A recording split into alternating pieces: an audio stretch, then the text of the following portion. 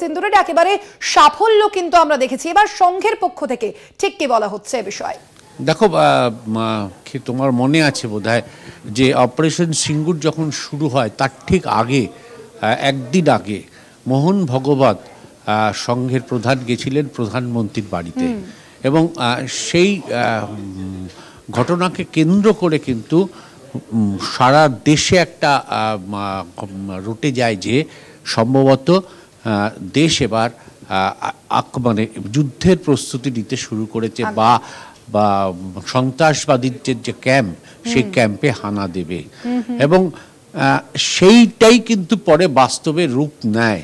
এবং সংঘ অবশ্যই কেন্দ্রীয় সরকারের এই ভূমিকাকে সমর্থন করবে, এই বিষয়ে কোনো প্রশ্ন নেই। কিন্তু সংঘ মানুষের কাছেও অ্যাপিল করেছেন, এবং সংঘের মোহন ভগবতের এই অ্যাপিলের মধ্য দিয়ে দেখা যাচ্ছে যে কেন্দ্রীয় সরকারের পাশে এবং সেনাবাহিনীর পাশে গোটা দেশ যেন থাকে, যেরকম বলেছেন, তেমনি সংঘের যারা কর্মী তাদেরকে বলেছেন যে তারা যেন শুধুমাত্র সংঘের কাজ নয়, তারা রাস্তায় নেমে, পথে নেমে প্রশাসনকে সাহায্য করবে, প্রয়োজনে সেনাবাহিনীকে সাহায্য করবে, যেসব জায়গায় মানুষ আক্রান্ত হচ্ছে তাদের পাশে গিয়ে দাঁড়াবে, এবং সংঘের নির্দেশ মেনে পূর্ণ সমর্থন জানানো মানুষের পাশে থাকতে হবে বলে সংঘের পক্ষ থেকে এই নির্দেশ দেওয়া হয়েছে বলে আমরা জানতে পেরেছি।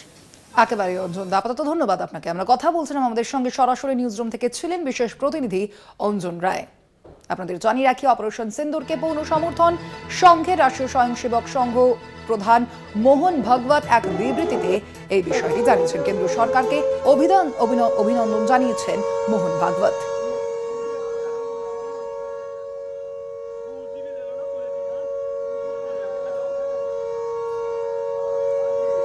এক বিবৃতিতে কেন্দ্রীয় সরকারকে বিষয়ে অভিনন্দন জানিয়েছেন মোহন ভাগবত।